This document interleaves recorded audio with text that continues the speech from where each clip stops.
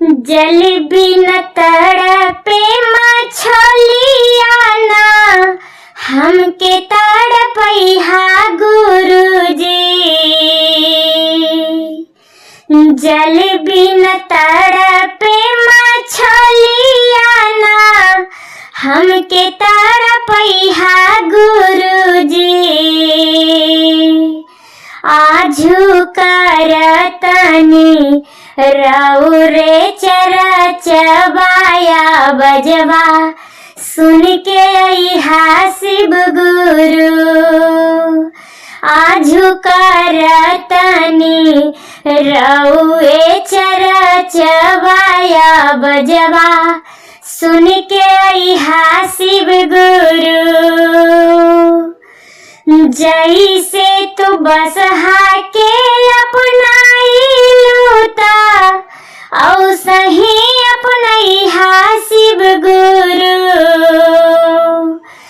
जैसे तू बसहा के अपनाइलूता, औ सही अपनैहा शिव गुरु।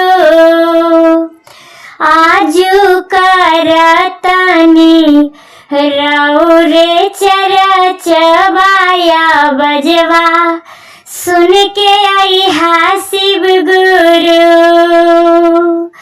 आजू करतनी रौरे चरचबाया बजवा, सुन के अइहा शिव गुरु। जैसे तू नगवा के अपनाइलूता, औ सही अपनैहा शिव गुरु। राउर करतनी आजू चरचबाया बजवा, सुन के अइहा शिव गुरु। राउर करतनी आजू हम चरचबाया बजवा, सुन के अइहा शिव गुरु। जैसे तू बिच्छू के अपनाइलूता, औ सही अपनैहा शिव गुरु। जैसे तू बिच्छू के अपनाइलूता, औ सही अपनैहा शिव गुरु।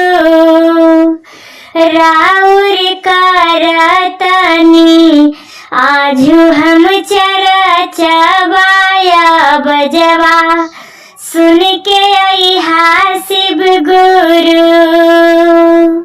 राउर करतनी आजू हम चरचबाया बजवा, सुन के अइहा शिव गुरु। जल बिन तड़पे मछलिया ना, हमके तड़पैहा शिव गुरु। जल बिन तड़पे मछलिया ना, हमके तड़पैहा शिव गुरु। राउर करतनी आजू हम चरचबाया बजवा, सुन के अइहा शिव गुरु। राउर करतनी आजू हम चरचबाया बजवा, सुन के अइहा शिव गुरु। हम हैं गुरुजी के पिंकी से बकवा, हम हैं गुरुजी के पिंकी से बकवा। चर्चा कर ली दिन रतिया हो, तनी चला चला चला ये शिशिया, चर्चा करब तनी चला। चला चला ये शिशिया, चर्चा करब तनी चला।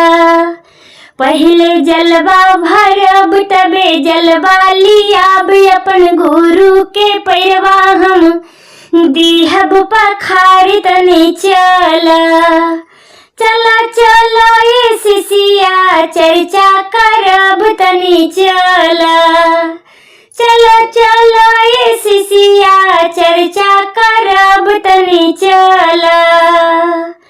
पहले आंगन में पब तबे चौका पूरब अपन गुरु के आसन पर दीहब बैठाई तनी चला। चला चला ये शिशिया चर्चा करब तनी चला। चला चला ये शिशिया चर्चा करब तनी चला। पहले भंगिया पिसाब तबे गुलवा बनाई अपन गुरु के भोगवा हम दीहब लगाई तनी चला। चला चला ये शिशिया चर्चा करब तनी चला। चला चला ये शिशिया चर्चा करब तनी चला। पहले थाली लियाब तबे कापुर जला में अपन गुरु के आरती हम दीहब उतार तनी चला। चला चला ये शिशिया चर्चा करब तनी चला। चला चला ये शिशिया चर्चा करब तनी चला। पहले गौवा में जाम तबे सखिया बोला में अपन गुरु के भोग भजन हम दीहब सुनाई चला चला। चला चला ये शिशिया चर्चा करब तनी चला। चला चला ये शिशिया चर्चा करब तनी चला। हम हैं गुरु जी के पिंकी से बकवा। हम हैं गुरु जी के पिंकी से बकवा। चर्चा करली दिन रतिया हो तनी चला। चला चला ये शिशिया चर्चा करब तनी चला। चला चला ये शिशिया चर्चा करब तनी चला। शिव गुरु के पसंद है शिशिया बेलावा के पतवा रे जान। रे जान बेलावा के पतवा रे जान। रे जान तोड़ी तोड़ी शिवलिंग पर हम चढ़ाई रे जान। रे जान तोड़ी तोड़ी शिवलिंग पर हम चढ़ाई रे जान।